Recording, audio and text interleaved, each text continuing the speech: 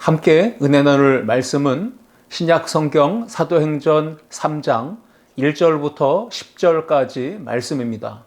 본문을 다 함께 읽겠습니다.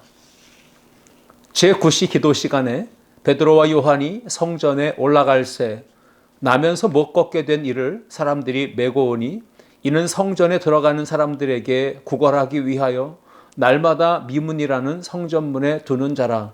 그가 베드로와 요한이 성전에 들어가려 함을 보고 구걸하거늘 베드로가 요한과 더불어 주목하여 이르되 우리를 보라 하니 그가 그들에게서 무엇을 얻을까 하여 바라보거늘 베드로가 이르되 은과 금은 내게 없거니와 내게 있는 이것을 네게 주노니 나사렛 예수 그리스도의 이름으로 일어나 걸으라 하고 오른손을 잡아 일으키니 발과 발목이 곧 힘을 얻고 뛰어서서 걸으며 그들과 함께 성전으로 들어가면서 걷기도 하고 뛰기도 하며 하나님을 찬송하니 모든 백성이 그 걷는 것과 하나님을 찬송함을 보고 그가 본래 성전 비문에 앉아 구걸하던 사람인 줄 알고 그에게 일어난 일로 인하여 심히 놀랍게 여기며 놀라니라.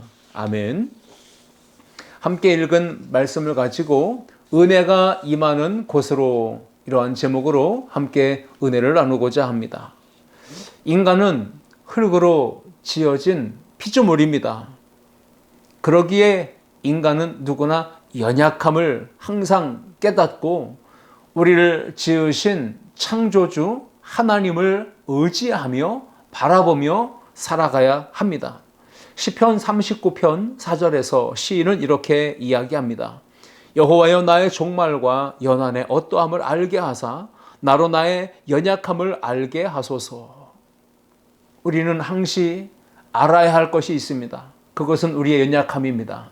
인간의 한계를 늘 깨닫고 우리의 연약함을 도우시는 전능자 하나님을 향하여 의존하며 의지하고 바라보며 살아가는 삶을 사는 것이 매우 중요합니다. 베드로전서 1장 24절 말씀에도 이렇게 말씀하고 있습니다. 그러므로 모든 육체는 풀과 같고 그 모든 영광은 풀의 꽃과 같으니 풀은 마르고 꽃은 떨어지되. 우리 인생이 그렇습니다. 풀과 같습니다. 그 모든 영광은 풀의 꽃과 같다. 풀은 마르고 꽃은 시든다라고 우리의 인생의 연약함을 그대로 보여주고 있습니다. 세상의 물질, 또 부, 명예, 지위, 권세를 아무리 우리가 자랑한다 할지라도 그것이 얼마 가지 못한다는 것, 그리고 곧 사라지고 사그라지고 없어지게 될 것을 우리는 너무나 잘 알고 있습니다. 그러므로 우리는 늘 한계 있는 인생, 연약한 인생, 부족한 인생, 모자란 인생임을 깨닫고 고백하면서 힘과 지혜와 능력과 사랑과 은혜를 베푸시는 하나님만을 의지하며 살아야 할 줄 믿습니다.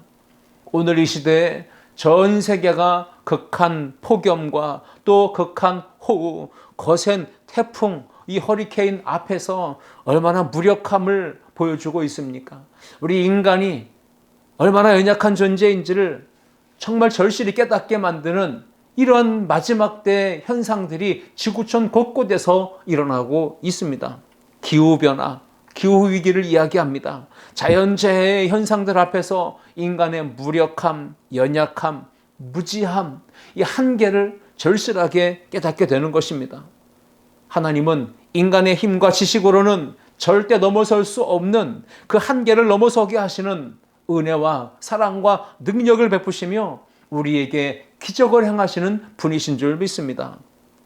그러므로 연약하고 힘이 없고 무지한 인생이 창조주 하나님의 능력과 그 사랑과 기적을 체험하기 위해서는 언제나 은혜가 임하는 곳으로 나아가야 할 줄 믿습니다.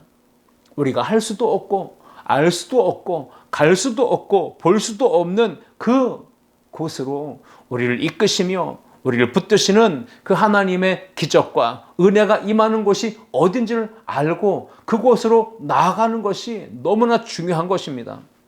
인생의 문제가 해결되고 닫힌 문이 열리고 묶인 것이 풀리고 막힌 것이 뚫리고 몸의 질병이 치유되며 하나님의 은혜 가운데 능력이 나타나는 그 현장, 은혜를 베푸시며 그 우리의 인생에 기적을 행하시는 그 하나님 앞에 나아가는 우리 모든 성도들 다 될 수 있기를 주님의 이름으로 축원합니다. 하나님의 은혜가 임하는 곳은 언제나 하나님이 계시는 곳입니다. 그렇다면 여러분, 하나님이 계시는 곳, 그 은혜의 장소, 어느 곳이 바로 하나님의 은혜가 임하는 장소일까요? 우리가 하나님이 계시는 곳, 하나님의 은혜가 강같이 흐르는 그곳으로 가기만 한다면 능력과 은혜와 치유와 기적의 역사를 우리 모두가 경험하게 되어질 줄 믿습니다. 오늘 우리는 은혜가 임하는 곳으로, 과연 하나님의 은혜는 어느 장소에 임하는가, 이것을 오늘 본문 말씀을 통해 세 가지를 함께 생각해 보며 은혜를 나누고자 합니다. 첫째, 함께 읽겠습니다. 은혜가 임하는 곳은 기도의 자리입니다. 힘이 없고 연약하고 지혜가 부족한 우리 인간은 하나님의 은혜를 구하며 기도하지 않으면 절대 살 수 없는 존재입니다. 구약 성경 열왕기상 말씀을 보면 하늘을 닫아서 비가 내리지 않게 하고 또 하늘을 열어서 비가 쏟아지게 만들었던 그 비결이 한 가지가 소개됩니다. 그것은 기름 부음 받은 주의 종 엘리야 선지자가 하나님 앞에 간절히 기도할 때였음을 우리는 분명히 말씀을 통해 깨닫게 됩니다. 그렇습니다. 하나님의 택하신 백성이 은혜를 구하며 기도하는 자리에 나와 엎드려 구할 때 하나님이 하늘 문을 여시고 기적의 은혜를 우리 가운데 쏟아 부어 주실 줄 믿습니다. 주님이 핏값으로 세우신 교회, 주님의 몸된 교회, 그곳이 바로 기도하는 자리이며 하나님의 은혜가 임하는 현장인 줄 믿습니다. 사도행전 3장 1절 오늘 본문을 보시면 제9시 기도 시간에 베드로와 요한이 성전에 올라갈새라고 기록합니다. 유대인들의 시간으로 제9시는 오늘 우리의 시간으로 볼 때는 오후 3시를 가리킵니다. 유대인들은 하루 3번이 되면 무조건 그들이 어디 있든지 무슨 일을 하든지 다 멈추고 성전이 있는 곳을 향하여 창문을 열고 고개를 향하여 기도했습니다. 아침 9시, 낮 12시, 오후 3시, 그렇게 제3시, 6시, 9시 기도 시간이 되면 유대인들은 항상 예루살렘 성전을 향하여 하나님 앞에 늘 기도했던 것입니다. 오늘 예수님의 수제자였던 베드로와 요한 역시 제9시 오후 3시 기도 시간이 되니까 예루살렘 성전을 향하여 올라갑니다. 그것은 바로 기도하기 위해서죠. 기도는 무엇입니까? 하나님과 만나, 대화, 그리고 소통하는 것입니다. 치유와 기적을 행하시는 능력의 하나님과 연약한 우리가 문제 있는 인생이 만나는 곳이고 연결되는 곳이고 접속되는 곳입니다. 그 하나님의 능력이 내 안에 흘러 들어오는 시간이 바로 기도의 시간인 줄 믿습니다. 그러므로 삶이 힘들고 지치고 피곤하고 어려움이 있을 때, 감당할 수 없는 거센 폭풍이, 풍랑이 인생에 불어 닥칠 때 우리는 하나님 앞에 나아가 기도해야 할 줄 믿습니다. 은혜에 임하는 곳, 기도의 자리로 나아가 하나님 앞에 부르짖어 간구할 때 하나님은 들어주시고 응답해 주실 줄 믿습니다. 하나님은 반드시 기도하는 사람에게 은혜를 베푸시며 응답해 주시며 기적을 베풀어 주시고 놀라운 역사를 행하시는 분이십니다. 하나님은 반드시 기도하는 그 사람들을 붙들어 주시고 지키시고 인도하시고 함께 하시고 그들을 사용하셔서 하나님 나라 영광을 드러내시는 분이신 줄 믿습니다. 마가복음 9장 29절을 보시면 이르시되 기도 외에 다른 것으로는 이런 종류가 나갈 수 없느니라 하시니라. 예수님 말씀하십니다. 기도할 때 하나님의 능력이 임하고요, 귀신의 역사는 떠나갑니다. 육신의 질병은 치료받습니다. 죽은 자도 살아납니다. 삶은 평안해지고 풍요로움을 누리는 은총의 역사가 임하게 되는 것입니다. 오늘 여러분의 인생에 시련이 있습니까? 아픔이 있습니까? 고난이 있습니까? 그렇다면 하나님 앞에 나아가십시오. 은혜가 임하는 그곳, 하나님의 임재가 있는 그곳으로 나아가 기도할 때 전능하신 하나님께서 치유와 회복의 은혜, 기적의 역사를 베풀어 주실 줄 믿습니다. 욥기 42장 10절을 봅니다. 욥이 그의 친구들을 위하여 기도할 때 여호와께서 욥의 곤경을 돌이키시고 여호와께서 욥에게 이전 모든 소유보다 갑절이나 주신지라. 아멘. 그 당대 의인이었던 욥, 그런데 하루아침에 10자녀를 잃습니다. 모든 재산을 잃습니다. 소유, 건강, 재물, 모든 것 다 잃었습니다. 그때 욥은 그 절망적인 고난의 상황 속에서 무엇을 했습니까? 하나님 앞에 기도했습니다. 그때 하나님은 그 기도를 들어주시고 곤경을 돌이키시며 그가 잃었던 모든 것들 이전의 소유보다 갑절이나 더해주시는 복을 내려주신 줄 믿습니다. 그렇습니다. 우리가 인생의 고난 가운데 낙심하지 말고 절망하지 말고 은혜가 임하는 곳, 하나님이 계시는 곳, 기적의 현장으로 나아가 엎드려 기도할 때 하나님께서 우리의 작은 신음, 우리의 부르짖음에 귀를 기울이시고 들어주시며 응답해 주시며 역사해 주실 줄 믿습니다. 삶이 힘들고 답답할 때, 마음이 아프고 상처가 생길 때, 문제가 생길 때, 인생이 막막할 때 그때 우리는 기도해야 될 줄 믿습니다. 인간의 한계에 봉착할 때 우리는 무엇을 해야 될까요? 가장 중요한 것 한 가지, 은혜가 임하는 곳, 하나님이 계신 곳, 성전으로 나아가 기도해야 할 줄 믿습니다. 그렇게 기도로 인생의 승부를 걸고 하나님의 능력과 기적을 체험하며 살아가는 우리 모든 성도들 될 수 있기를 주님의 이름으로 축원합니다. 둘째, 함께 읽겠습니다. 은혜가 임하는 곳은 예배의 자리입니다. 예배는 피조물이 창조주 하나님, 사랑과 능력과 은혜를 베푸시는 전능하신 하나님 앞에 나아가 그 하나님을 만나고 하나님과 교제하며 사귐을 갖는 시간입니다. 예배의 대상은 하나님이십니다. 유일한 구원자, 유일한 치료자, 유일한 소망이 되시는 그 하나님이 우리의 예배의 대상입니다. 예배는 구원을 받고 또 하나님의 자녀된 성도들이 하나님 앞에 나아가서 감사하며 찬양하며 영광을 돌리는 것, 이것이 바로 예배의 행위입니다. 예배의 자리는 하나님의 영광이 임하며 하나님의 능력이 임하는 곳입니다. 하나님이 친히 그곳에 임재하여 계시며 사랑과 은혜를 베푸시고 능력과 기적을 나타내시는 곳, 그곳이 바로 예배의 자리인 줄 믿습니다. 오늘 본문 사도행전 3장 2절을 보시면 나면서 못 걷게 된 이를 사람들이 메고 오니 이는 성전에 들어가는 사람들에게 구걸하기 위하여 날마다 미문이라는 성전문에 두는 자라. 오늘 본문에 보면 나면서 못 걷게 된 사람이 있습니다. 그가 미문이라는 성전문에 두는 그런 인생이며 구걸하는 사람인데 그가 40세가 되었다라고 사도행전 4장 22절에는 기록하고 있습니다. 여러분, 이 사람은 태어나서 40이 되기까지 단 한 번도 스스로 자신의 힘으로 일어나 본 적도 없고 걸어본 적도 없는 사람이었습니다. 그 세상에 훌륭하고 뛰어난 의사나 약사나 한의사나 요험한 힘을 가진 많은 재능이 있는 사람들이 있어서 도와주고 싶었겠지만 그의 인생을, 안진뱅이의 그 인생을 일으킬 수도 없었고 또 병을 고쳐줄 수도 없었고 그렇게 그 인생은 40년 동안 살아오는 동안 절망에 한숨에 쉬는 그런 사람으로 살아왔던 것입니다. 그런데 이 사람 어떤 인생을 살아왔는지 우리는 쉽게 생각해 볼 수 있습니다. 이 사람은 40년 내내 한 번도 일어서 본 적이 없습니다. 누군가가 도와줘야만, 누군가가 먹을 것을 공급해 줘야만 생명을 이을 수 있는 그러한 사람이었습니다.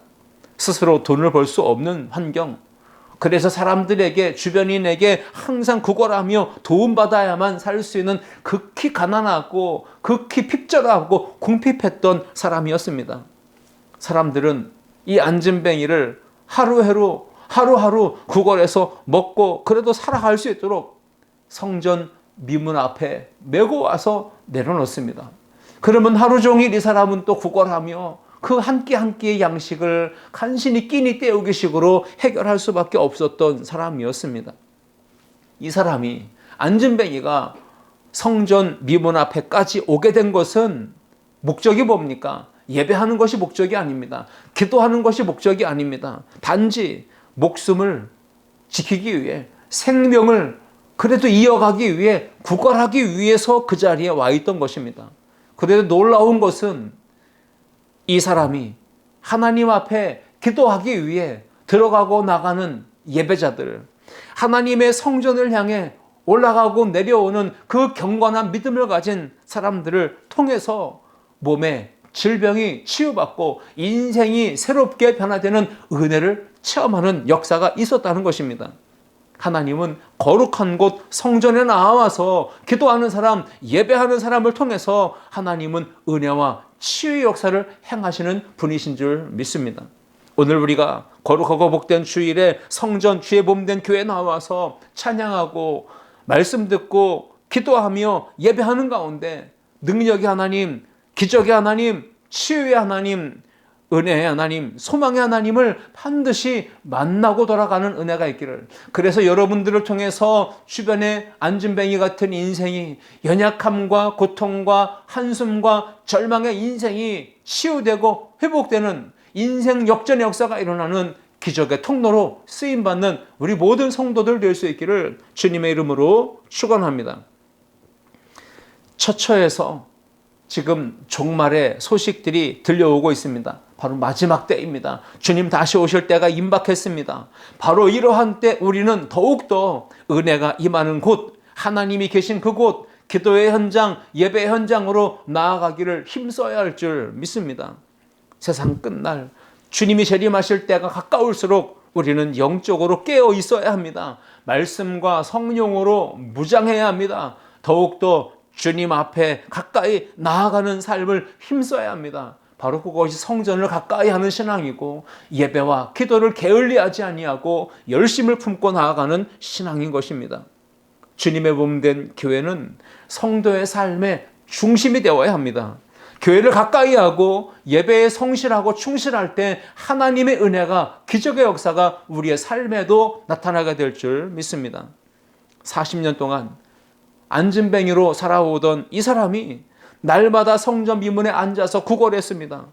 그래 성전으로 들어가고 나오는 사람들이 예배하는 모습, 그리고 기도하는 것, 말씀 듣고 은혜 받은 그 모습을 눈으로 간접적으로 보고 또 간접적으로 듣고, 그래서 결국 그 안에 신앙이 있었던 것입니다. 욥은 이 큰 고난 중에도 하나님을 예배했습니다. 예배하기 전에 그런데 욥이 취한 행동이 세 가지가 있었습니다. 무엇일까요? 구약성경 욥기 1장 20절을 보시면 욥이 일어나 겉옷을 찢고 머리털을 밀고 땅에 엎드려 예배하며 라고 기록합니다. 여러분, 하나님이 임재하시는 곳, 하나님의 은혜가 임하는 현장, 그 성전으로 나아갈 때 예배하기 전에 욥은 세 가지 행동을 취했습니다. 오늘 우리에게 꼭 필요한 것입니다. 첫 번째는 겉옷을 찢었습니다. 죄를 뉘우치고 회개하는 것을 의미합니다. 그리고 두 번째는 머리털을 밀었습니다. 하나님 앞에 철저히 자기를 내려놓는 것입니다. 그리고 연약함을 고백하고 인정하는 그 행위를 보이는 것입니다. 그리고 세 번째는 땅에 엎드리는 것입니다. 전능하신 하나님, 높으신 하나님 앞에 인간이 겸손히 엎드려 항복하며 은혜를 구하는 절박한 심정을 나타내는 모습, 땅에 엎드리는 것입니다. 오늘 우리의 예배에 겉옷을 찢는 회개, 머리털을 미는, 전부 자신의 모습을 내려놓고 주님 앞에 철저히 연약함을 고백하는 모습, 땅에 엎드려 항복하며 하나님의 은혜를 간절히 절박하게 구하는 그런 예배자의 마음이 우리 모든 성도들에게도 생겨날 수 있기를 주님의 이름으로 축복합니다. 성전에 나와 찬양하고 경배하며 영광을 돌리는 우리의 예배가 하나님이 가장 기뻐하시는 것인 줄 믿습니다. 예배는 하나님이 가장 원하시는 것이고 예배자를 하나님이 간절히 찾으시고 계십니다. 은혜가 임하는 교회를 가까이 하고 예배에 충실한 성도는 하나님을 만나고 반드시 기적을 체험하게 될 줄 믿습니다. 그렇다면 질문이 생깁니다. 하나님이 가장 기뻐하시는 예배, 은혜와 기적을 베푸시는 그 예배는 어떻게 드려야 될까요? 요한복음 4장 23절과 24절은 명쾌한 해답을 우리에게 제시합니다. 아버지께 참되게 예배하는 자들은 영과 진리로 예배할 때가 오나니 곧 이때라. 아버지께서는 자기에게 이렇게 예배하는 자들을 찾으시느니라. 하나님은 영이시니 예배하는 자가 영과 진리로 예배할지니라. 아멘. 영이신 하나님 앞에 나아가 예배할 때 신령과 진정으로 온 마음과 정성을 다해 온 힘을 다해 중심으로 그 하나님을 찬양하고 섬기며 예배하라고 우리 가운데 말씀하고 있습니다. 우리의 신앙에서 가식적인 것, 형식적인 것, 외형적으로 겉으로만 드러나는 그 모습들, 그것으로 예배하려 하지 말고 우리의 속마음을, 전심을 다해 우리의 인격을 담고 우리의 온 마음을 다 쏟아내서 하나님을 참되게 예배하는 이 시대에 하나님의 찾으시는 참된 예배자가 될 수 있기를 주님의 이름으로 축복합니다. 은혜가 임하는 자리는 기도의 자리이며 예배의 자리인 줄 믿고 기도에 힘쓰고 예배에 힘쓰는 우리 모든 성도들 될 수 있기를 주님의 이름으로 축원합니다. 셋째, 함께 읽겠습니다. 은혜가 임하는 곳은 사랑의 자리입니다. 아멘.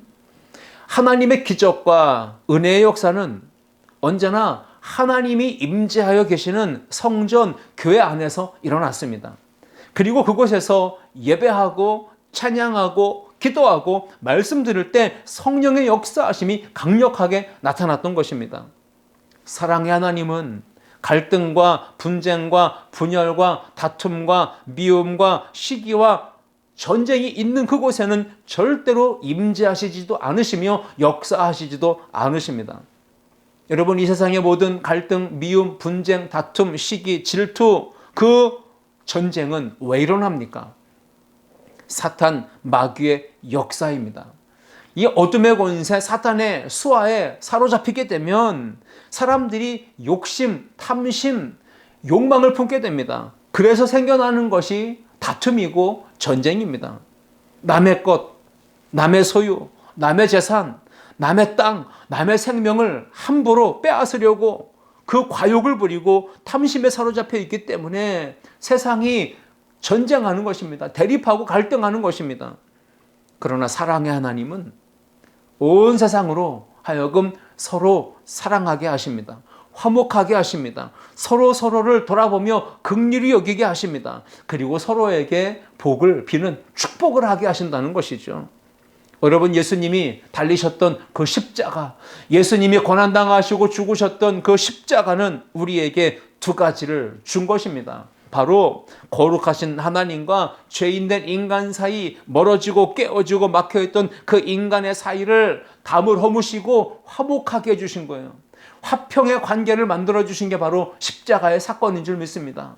또 한면으로는 사람과 사람 사이에 원수되고 싸우고 갈등하고 미워하고 분쟁하고 전쟁하는 것을 끝내게 하시며 서로 용서하고 사랑하고 긍휼을 베풀고 서로를 존중하며 서로를 축복하며 평화를 누리게 하는 것, 이것이 바로 십자가의 능력, 십자가의 은혜인 줄 믿습니다. 오늘 성전 비문에 앉아서 구걸하던 이 안진뱅이가 베드로와 요한이 성전에 들어가는 것을 보고 구걸합니다. 사도행전 3장 3절입니다. 그가 베드로와 요한이 성전에 들어가려 함을 보고 구걸하거늘. 여기에 이 안진뱅이가 구걸했다고 하는 것은 뭐 한 끼 주세요라고 주면 좋고 안 줘도 어쩔 수 없고 이러한 심정이 아니라 절박함이 있는 거예요. 생존을 위해, 살기 위해 목숨 걸고 절박하게 간절하게 매달렸다는 것을 의미하는 것이죠. 베드로와 요한은 이 사람의 모습을 주목합니다. 눈빛을 주목합니다. 목소리를 귀를 기울이며 듣습니다. 너무 불쌍해집니다. 그리고 어떻게든 도와주고 싶은 긍휼히 여기는 마음이 강하게 들었습니다. 그래서 사도행전 3장 4절을 보시면 베드로가 요한과 더불어 주목하여 이르되 우리를 보라 하니 주목하여 보았습니다. 이것이 긍휼이고 이것이 사랑입니다. 기도하러 가는 길에 안진뱅이를 주목하여 본 베드로와 요한은 그냥 지나칠 수 없는 긍휼의 마음이 들었습니다. 그냥 기도하러 성전에 들어갈 수가 없었다는 것이에요. 사도들이 우리를 보라 하는 이 말을 듣고 이 구걸하던 사람을 눈을 들어 혹시나 무엇을 줄까, 무엇을 얻을까 하여 바라봅니다. 사도행전 3장 5절입니다. 그가 그들에게서 무엇을 얻을까 하여 바라보거늘.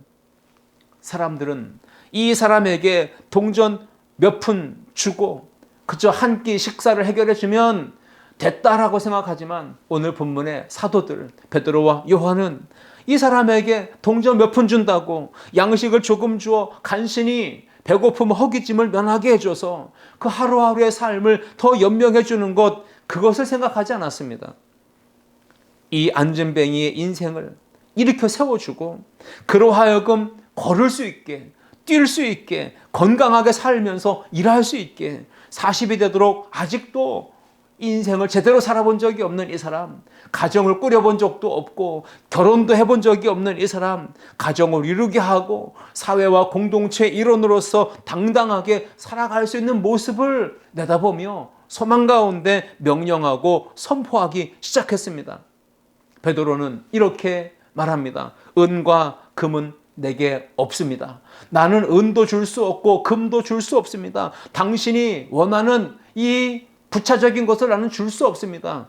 그러나 내게 있는 유일한 구원의 이름, 치유의 이름, 능력의 이름, 소망의 이름, 그 이름을 내게 준다라고 선포합니다. 그러면서 나사렛 예수 그리스도의 이름으로 일어나 걸어라 명령하고 선포했습니다. 오늘 본문 6절 말씀입니다. 베드로가 이르되 은과 금은 내게 없거니와 내게 있는 것으로 내게 주노니 나사렛 예수 그리스도의 이름으로 일어나 걸어라 하고, 여러분 인생을 근본적으로 회복시켜 줄 수 있는, 치유해 줄 수 있는, 새로운 삶으로 이끌 수 있는 유일한 길, 방법을 알았던 베드로와 요한은 그것을 준 것입니다. 그것이 무엇입니까? 길과 진리요 생명 되신 나사렛 예수 그리스도의 이름인 줄 믿습니다. 그 이름을 가지고 명령하고 선포했을 때 하나님의 능력과 하나님의 은혜가 임한 줄 믿습니다. 베드로가 담대하게 이렇게 확신을 가지고 믿음으로 이 안진뱅이를 향하여 일어나 걸어라 선포할 수 있었던 근거가 무엇일까요? 우리는 여기서 마지막 결론적으로 생각해 볼 것이 바로 이 부분입니다. 베드로가 이렇게 당당하게 확신 있게 선포할 수 있었던 근거는 사랑이었고 긍휼이었습니다. 그래서 안진뱅이로 하여금 목숨 걸고 구걸하며 하루하루 연명하는 이 사람을 볼 때 안 되겠다. 이 사람은 이렇게 구걸하며 하루하루 그렇게 절망적인 인생, 그렇게 사는 것을 원하지 아니하고 이 사람을 바라볼 때, 주목하여 볼 때 긍휼히 여기는 마음, 안타깝게 여기는 마음, 불쌍히 여기는 마음이 들었던 것입니다. 그래서 그를 향하여 사랑으로 명령하고 선포할 수 있었던 것입니다. 어떻게 하면 이 안진뱅이 인생이, 절망적인 인생이 일어설 수 있을까? 역전될 수 있을까? 다시 새롭게 제2의 인생을 살 수 있을까? 생각해 보았을 때 그 영혼을 사랑하는 마음이 사도들의 마음 속에 강하게 일어났던 것을 보게 됩니다. 긍휼히 여기는 마음, 사랑하는 마음, 그 마음이 이 한 영혼을 향한 주님의 복음, 길과 진리와 생명 되신 예수 그리스도의 이름을 선포하게 했던 것입니다. 나아가 하나님, 예수님, 성령님의 은혜가, 능력이 임한다면 치유되고 회복되는 기적이 일어날 것을 믿었던 것입니다. 그리고 소망 가운데 바라보며 선포했던 것입니다.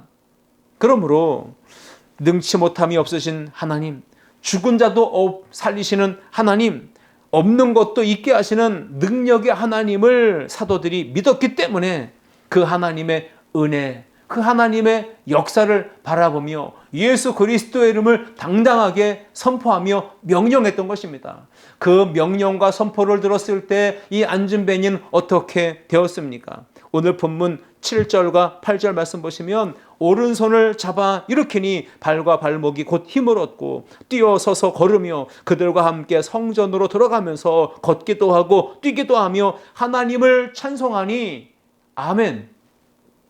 하나님의 능력이 임한 줄 믿습니다. 믿음으로 소망 가운데 사랑의 마음을 품고 선포했더니 하나님의 은혜가 강같이 그 한 영혼의 인생에 스며들어가 그의 주저앉은 인생을 일으켜 세우고 걷게 하며 뛰기도 하며 하나님의 성전으로 나아갈 때 찬양하는 이 놀라운 역사가 임하게 된 줄 믿습니다. 그렇습니다.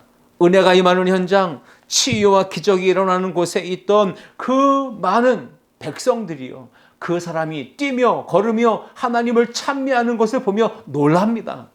이 복음 증거의 현장이 된 것입니다. 하나님의 영광을 목도하는 현장이 된 것입니다. 오늘 저와 여러분이 마지막 때를 살아갑니다. 우린 주님 오실 날이 가까움을 압니다. 마라나타의 신앙으로 그리고 영적으로 무장해서 승리해야 합니다. 그러기 위해서 우린 더욱더 은혜가 임하는 그곳으로 나아가야 합니다. 은혜가 임하는 곳은 어디입니까? 기도의 자리입니다. 예배의 자리입니다. 사랑이 흘러가는 자리입니다.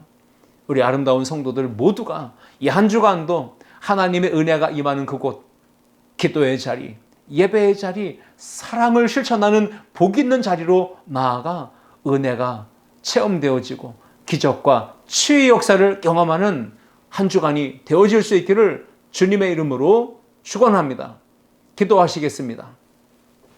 사랑과 은혜가 풍성하신 하나님 아버지, 오늘 우리에게 주시는 말씀을 가지고 은혜가 임하는 곳으로 우리를 이끄시며 우리의 삶을 기도의 자리에서, 예배의 자리에서, 사랑을 실천하는 자리에서 승부를 보게 하시며 기적과 능력을 체험하게 하시는 그 주님을 오늘 다시금 만나도록, 그 주님과의 만남과 동행의 삶을 살아가도록 이끌어 주신 하나님 감사합니다. 이 한 주간 주신 말씀 붙들고 삶의 자리에서 믿음을 증명해내는 우리 아름다운 성도들 모두가 되게 하여 주옵소서. 감사드리며 예수님의 이름으로 기도하옵나이다. 아멘.